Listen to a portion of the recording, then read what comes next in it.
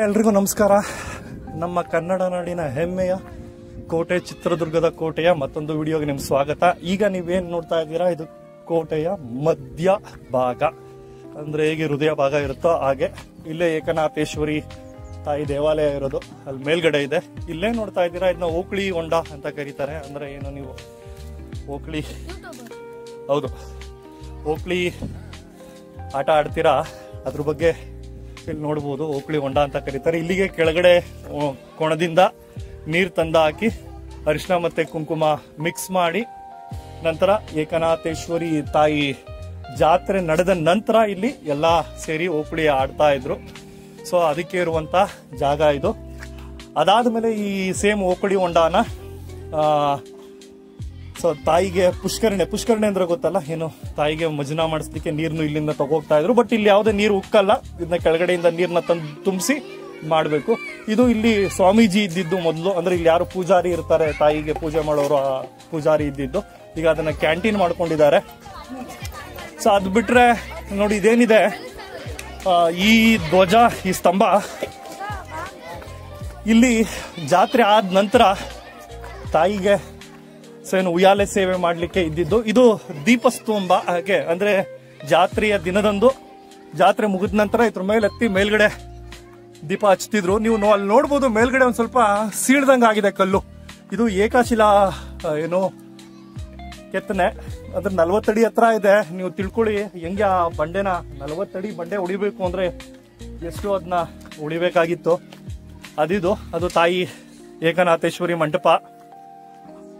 So ಇದು ಮೊದಲನೇ ಬಾಗಿಲು.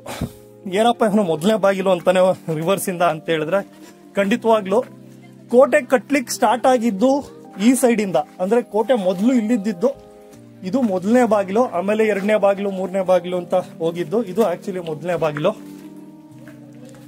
ಸೊ ಇಲ್ಲಿರೋದು ಸೊ ಇಲ್ಲಿ ನೋಡ್ಬೋದು, ಇದು ಮೊದಲನೇ ಬಾಗಿಲು. ಸೊ ಇಲ್ಲ ಇದಾದ್ಮೇಲೆ ಪ್ರತಿಯೊಬ್ರು ಏನು ನಾಯಕರು ಬಂದ್ರು, ಅವರು ಕೋಟೆನ ವಿಸ್ತರಣೆ ಮಾಡ್ತಾ ಹೋದ್ರು.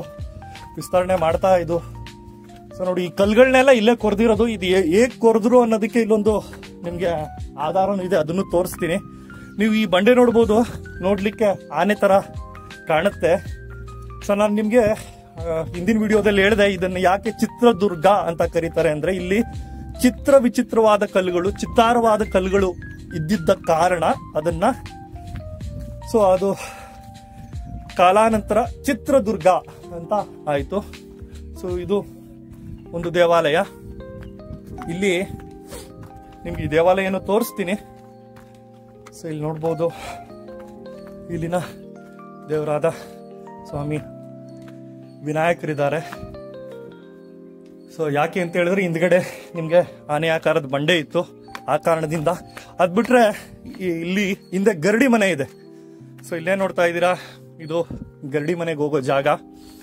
ಸೊ ಇಲ್ಲಿ ಗರಡಿ ಮನೆ, ಇದು ಗರಡಿ ಮನೆಗೆ ಬಾಗಿಲು. ನೀವು ಕೇಳ್ಬೋದು, ಇದೇನಪ್ಪ ಇದು ಇಷ್ಟೇ ಚಿಕ್ಕಲವಾಗಿ ಇದೆ ಬಾಗಿಲು ಅಂತ. ಇದಕ್ಕೂ ಒಂದು ಪ್ರತೀತಿ ಇದೆ. ಯಾರು ಶಕ್ತಿಶಾಲಿ ಆಗಿದ್ದಾರೆ, ಸಣ್ಣ ಆಗಿದ್ದಾರೆ, ಸ್ಟ್ರಾಂಗ್ ಆಗಿದ್ದಾರೆ, ಅವ್ರನ್ನ ಸೈನಿಕ್ ಸೇರ್ಕೊಳ್ತಾ ಇದ್ರು. ಅವರು ಇಷ್ಟ ಅಗಲ ಜಾಗದಲ್ಲೇ ಒಳಗಡೆ ಹೋಗ್ಬೇಕಾಯ್ತು. ತೀರಾ ದಪ್ಪ ಇದ್ರೆ ಅವರೆಲ್ಲ ಹೋಗ್ಲಿಕ್ಕೆ ಆಗ್ತಿರ್ಲಿಲ್ಲ. ಇದು ಗರಡಿ ಮನೆ. ಮೊದಲು ಇದು ಓಪನ್ ಇತ್ತು, ಇಲ್ಲ ಅನೈತಿಕ ಚಟುವಟಿಕೆ ಆದ ಕಾರಣ ಇದು ಮುಚ್ಚಿದ್ದಾರೆ. ಅಲ್ಲಿ ಗಾಳಿ ಬರಕ್ಕೆ, ಬೆಳಕು ಬರಕ್ಕೆ ಜಾಗ ಇತ್ತು. ಇದು ಗರಡಿ ಮನೆ ಇತಿಹಾಸ. ಇಲ್ಲಿ ನೋಡಿ, ಈ ಕಲ್ಲು, ಇಲ್ಲಿರೋ ಎಲ್ಲಾ ಕಲ್ಲುಗಳನ್ನು ಈ ರೀತಿ ಬಂಡೆನ ಒಡೆದು ಕಟ್ ಮಾಡಿರೋದು. ಹೆಂಗೆ ಇಲ್ಲಿ ಕಟ್ ಮಾಡ್ತಾ ಇದ್ರು ಅನ್ನೋದಕ್ಕೂ ಇಲ್ಲಿ ನೋಡಿ ಇತಿಹಾಸ ಇದೆ, ನೀವು ಓದ್ಕೋಬಹುದು. ಅದನ್ನ ನಾನು ನಿಮ್ಗೆ ಸಣ್ಣದಾಗಿ ಹೇಳಲಿಕ್ಕೆ ಬಯಸ್ತೀನಿ. ನೀವು ಅಲ್ಲಿ ನೋಡ್ಬೋದು, ಈ ಎಡ್ಜಲ್ಲಿ ಈಗೇನಿದೆ ಉಳಿ ಮತ್ತೆ ಸುತ್ಕೇಲಿ ಅದನ್ನ ಸಾಣೆ, ಅದನ್ನ ಬಂಡೆಗಳನ್ನ ಒಡೆದು ಅದಕ್ಕೆ ಮರದ ತುಂಡುಗಳನ್ನ ಒಳಗಡೆ ಹೊಡಿತಿದ್ರು. ಒಡೆದು ಆ ಮರದ ತುಂಡುಗಳಿಗೆ ಉಪ್ಪಿನ ಮತ್ತೆ ಏನು ಸಕ್ಕರೆ ನೀರನ್ನ, ಉಪ್ಪು ಮತ್ತೆ ಸಕ್ಕರೆ ನೀರನ್ನ ಹಾಕ್ತಾ ಇದ್ರು. ಉಪ್ಪು ಮತ್ತೆ ಸಕ್ಕರೆ ನೀರನ್ನ ಹಾಕ್ತಾ ಇದ್ದಾಗ ಈ ಬಿಸಿಲಿಗೆ ಆ ಮರದ ಪೀಸ್ಗಳು ಉಪ್ಪಿನ ಮತ್ತೆ ಸಕ್ಕರೆ ನೀರಿಗೆ ಅರಳುತ್ತಿತ್ತು. ಅದು ಅರಳುತ್ತಾ ಸೊ ದಪ್ಪ ಆಗ್ತಿದ್ದಾಗ ಆ ಬಂಡೆ ಏನು ಸಿಕ್ಕುತ್ತಿತ್ತು. ಅದನ್ನ ಮತ್ತೆ ಸಣ್ಣದಾಗಿ ಪೀಸ್ ಮಾಡಿ, ನೋಡಿ ಇಲ್ಲಿ ನೋಡ್ಬೋದು, ಒಂದೊಂದು ಪೀಸು ನಿಮಗೆ ನೋಡಿ, ಇದು ಹತ್ತತ್ರ ಒಂದು 15 ಅಡಿ ಮೇಲಿದೆ. ಸೊ ಈ ರೀತಿಯ ಆ ಬಂಡೆಗಳನ್ನ ಹೊಡೆದು ಇಲ್ಲಿ ದೇವಾಲಯಗಳನ್ನ ಮಾಡಿದ್ದಾರೆ. ಸೊ ಇದು ಗಣಪತಿ ದೇವಾಲಯ. ನೀವು ಯಾವ ಶಾಲೆಯವರಪ್ಪ? ಜಾನಕಿ. ಅಂದ್ರೆ ಇವತ್ತು ಸೊ ಇಲ್ಲಿ ಹಲವು ಶಾಲೆಯ ಮಕ್ಕಳು ಬಂದಿದ್ದಾರೆ. ಮಕ್ಕಳುಗಳಿಗೆ ಎಲ್ಲ ಶಾಲಾ ಶಿಕ್ಷಕರು ಇತಿಹಾಸನ ತಿಳಿಸ್ತಾ ಇದ್ದಾರೆ. ಎಲ್ರಿಗೂ ಹಾಯ್. ಸೊ ಬರ್ತಾ ಇದ್ದೀರಾ ಹುಷಾರಾಗಿ ಹೋಗ್ರಪ್ಪ. ಸೊ ಎಲ್ಲ ನೀವೆಲ್ಲ ಬಂದಿದ್ದೀರಾ ವಿಡಿಯೋದಲ್ಲಿ. ಸೊ ಇಲ್ಲಿ ನೋಡ್ತಾ ಇರ್ಬೋದು ಹುಡುಗರು ಯಾರ ಜೊತೆ ವಿಡಿಯೋ ಮಾಡ್ತಿದ್ದಾರೆ ಅಂತ. ನೀವು ನೋಡಿರ್ಬೋದು ಈ ನಂಬರ್ ಅಂದ್ರೆ ನಾನು ಅಂದ್ರೆ ನಂಬರ್ ಅಂತ ಬರ್ತಾರಲ್ಲ ಅವರೇ ಅವರು, ಈ ಜ್ಯೋತಿಷ ಹೇಳೋರು. ಅವ್ರ ಜೊತೆ ಮಕ್ಕಳು ವಿಡಿಯೋ ಮಾಡ್ಕೊಳ್ತಿದ್ದಾರೆ. ಸೊ ಇದು ಇಲ್ಲಿನ ಇತಿಹಾಸ. ಹಂಗೆ ಮುಂದೆ ಹೋಗ್ತಾ ಮುಂದೆ ನೆಕ್ಸ್ಟ್ ಬಾಗ್ಲು ಬಗ್ಗೆ ಹೇಳ್ತೀನಿ. ಸೊ ಇವತ್ತು ಶಾಲಾ ಮಕ್ಕಳು ಜಾಸ್ತಿ ಇದ್ದಾರೆ. ಹಂಗೆ ಮುಂದೆ ಹೋಗೋಣ.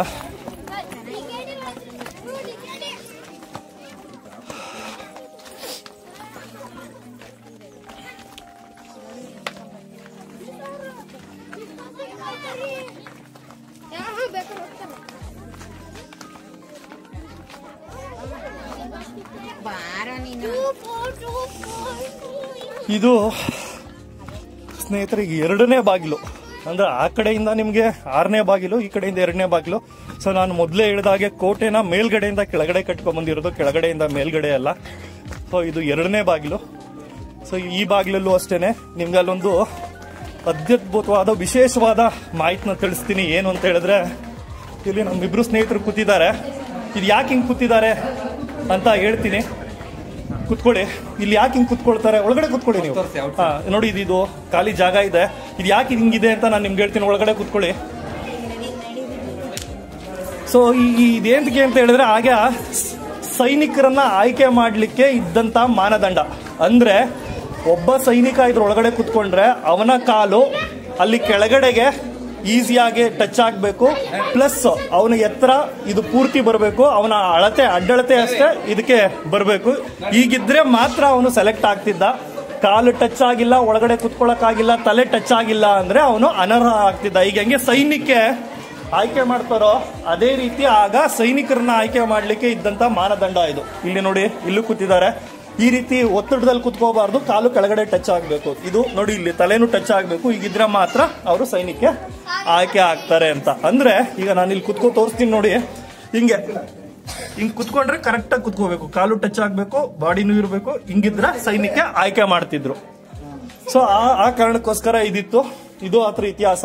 ಇದು 2ನೇ ಬಾಗಿಲು. ಆ ಕಡೆಯಿಂದ 6ನೇ ಬಾಗಿಲು, ಮೇಲ್ಗಡೆಯಿಂದ 2ನೇ ಬಾಗಿಲು. ಎಲ್ಲಾ ಬಾಗಿಲುಗಳಿಗೂ ಎದುರುಗಡೆ ಸೊ ಈ ತರ ಕಲ್ಲಿದೆ. ಯಾಕೆ ಅಂತ ಹೇಳಿದ್ರೆ, ಇದು 7 ಸುತ್ತಿನ ಕೋಟೆ ಅಂತ ಯಾಕೆ ಹೇಳ್ತಾರೆ ಅಂದ್ರೆ, ಕೆಳಗಡೆ ಒಂದು ಆಬಿದೆ ಇದು. ಸೊ ಇಲ್ಲಿ ದೀಪಗಳನ್ನ ಹಚ್ತಾರೆ. ಇದು ಏನು ಅಂತ ನೀವು ಕೇಳ್ಬೋದು, ಇಲ್ಲೇನಪ್ಪ ವೈಟ್ ಇದೆ ಅಂತ. ಆ ವೈಟ್ ಇರೋದು ಸ್ನೇಹಿತರೆ, ಈ ಕೋತಿರಾಜ್ ಅಂತ ಏನಿದ್ದಾರೆ ಅವರು ಮೇಲ್ಗಡೆ ಹತ್ಲಿಕ್ಕೆ ಬಳಸ್ತಿದ್ದಂತ ಏನೋ, ಅವರು ಕೈಗೆ ಈ ಸುಣ್ಣದ ಪೌಡರ್ ಹಾಕೋ ಮೇಲ್ಗಡೆ ಹತ್ತಿದ್ರು, ಅದಕ್ಕೆ ಬಳಸ್ತಿದ್ದ. ಇವತ್ತು ಅವ್ರಿಲ್ಲ, ಅವರು ಶನಿವಾರ ಭಾನುವಾರಗಳಂತ ಮಾತ್ರ ಇರ್ತಾರೆ. ಸೊ ಇಲ್ಲೂ ಅಷ್ಟೇನೆ ನೋಡಿ, ಇಲ್ಲೂ ಮೇಲ್ಗಡೆ ಹತ್ತಿದ್ದಾರೆ. ಅವ್ರು ಶನಿವಾರ ಭಾನುವಾರ ಬಂದ್ರೆ ನಿಮ್ಗೆ ಸಿಗ್ತಾರೆ. ನೀವು ಆ ವಿಡಿಯೋಗಳಲ್ಲಿ, ಬೇಜಾನ್ ವಿಡಿಯೋಗಳಲ್ಲಿ ಅವ್ರು ನೋಡಿರ್ತೀರಾ. ಕೋತಿರಾಜ್ ಅಂತ, ಅವರು ಜೋಗ್ ಜಲಪಾತ ಎಲ್ಲ ಇಲ್ಲೂ ಅಷ್ಟೇ, ಇಲ್ಲೂ ಹತ್ತಿದ್ದಾರೆ ಅವರು. ಅದು ಇದು ಅದಾದ್ಮೇಲೆ ಹಂಗೆ ಮುಂದೆ ಬಂದ್ರೆ, ಸೊ ಇಲ್ಲಿ ನೀವು ಮೇಲ್ಗಡೆ ನೋಡ್ಬೋದು, ಇಲ್ಲಿ ಏನು ಪಿರಂಗಿ, ಬಂದೂಕು. ಸೊ ಅಲ್ಲಿ ನೋಡ್ಬೋದು, ಅಲ್ಲಿ ಮೇಲ್ಗಡೆ ಅಲ್ಲಿ ಪಿರಂಗಿಗಳನ್ನ ಇಟ್ಕೊಳ್ತಾ ಇದ್ರು. ಅದ್ರ ಕೆಳಗಡೆ ಏನ್ ಸಂಧಿಗಳಿದೆ ಅಲ್ಲಿ ಬಂದೂಕು. ಅಂದ್ರೆ ಇಲ್ಲಿ ಯಾರಾದ್ರೂ ಅಕಸ್ಮಾತ್ 1ನೇ ಕೋಟೆ, 2ನೇ ಕೋಟೆ, 3ನೇ ಕೋಟೆ ದಾಟಿ ಇಲ್ಲಿಗೆ ಬಂದ್ರು ಅಲ್ಲಿಂದ ಶೂಟ್ ಮಾಡಿ ಅವ್ರನ್ನ ಸಾಯಿಸ್ಲಿಕ್ಕೋಸ್ಕರ ಅದು ಬಂದೂಕಿ ಕಿಂಡಿಗಳು. ಅದ್ರ ಮೇಲ್ಗಡೆದು ಪಿರಂಗಿ ಕಿಂಡಿಗಳು. ಅದ್ರ ಮೇಲ್ಗಡೆ ಪ್ಲಾಟ್ಫಾರ್ಮ್ ಇದೆ. ಇದು 3ನೇ ಬಾಗಿಲು. ಆ ಕಡೆಯಿಂದ ನಿಮ್ಗೆ 5ನೇ ಬಾಗಿಲು, ಈ ಕಡೆಯಿಂದ 3ನೇ ಬಾಗಿಲು. ಸೊ ಇಲ್ಲಿ ನೀವು ಸೈನಿಕರು ವಿಶ್ರಾಂತಿ ತಗೊಳ್ಳುವಂತ ಜಾಗ. ಇಲ್ಲಿ ದೊಡ್ಡ ಬಾಗ್ಲಿತ್ತು. ಇವೇನ್ ಇಂಚಸ್ ಅಂತ ಏನ್ ಕರಿತೀರಾ, ಆ ಇಂಚಸ್ ಅದು ಆ ಬಾಗ್ಲಿಗೆ ದೊಡ್ಡ ಬಾಗ್ಲು ಇಂಚಸ್. ಇದು ಅಷ್ಟೇನೆ, ಎದುರುಗಡೆ ಓಡ್ ಬಂದು ಹೊಡಿಬಾರ್ದು. ನೀವು ಈ ಬಾಹುಬಲಿ ಪಿಕ್ಚರ್ ಅಲ್ಲಿ ಮರ ಎತ್ಕೊಂಡ್ಬಂದು ಜೋರಾಗಿ ಹೊಡಿತಾರಲ್ಲ, ಆ ತರ ಹೊಡೆದು ಬಾಗಿಲನ್ನ ಹಾನಿಗೊಳಿಸಬಾರ್ದು ಅಂತ ಈ ತರ ಎದುರುಗಡೆ ಎಕ್ಸಾಕ್ಟ್ ಆಪೋಸಿಟ್ ಅಲ್ಲೇನೆ ಕಲ್ಲಿನ ಗೋಡೆ ಒಳಗಡೆ ಬಂದು ಹೊಡಿಬಾರ್ದು ಅಂತ ಇದನ್ನ ಮಾಡಿದ್ದಾರೆ. ಸೊ ಇದು 3ನೇ ಬಾಗಿಲು. ಸೊ ಇದು ಬಿಟ್ರೆ ಇಲ್ಲಿ ಡ್ರೈನೇಜ್ ಸಿಸ್ಟಮ್ ಏನು ಈಗ ನೀವು UGD ಅಂತ ಕರಿತೀರ, ಅಂಡರ್ ಗ್ರೌಂಡ್ ಡ್ರೈನೇಜ್ ಸಿಸ್ಟಮ್. ಅದು ಆಗಿನ ಕಾಲದಲ್ಲೇ ಇತ್ತು. ಅದು UGD ಅಂದ್ರೆ ನೀರು, ಕೋಟೆ ನೀರು ಆಚೆ ಹೋಗ್ಲಿಕ್ಕೆ ಇದೊಂದು ಮತ್ತೊಂದು ಎಂಟ್ರೆನ್ಸು. ಸೊ ಇದು 3ನೇ ಬಾಗಿಲು. ಮುಂದಿನ ವಿಡಿಯೋದಲ್ಲಿ ಮತ್ತೆ ಸಿಗೋಣ. ಎಲ್ರಿಗೂ ನಮಸ್ಕಾರ, ಧನ್ಯವಾದ.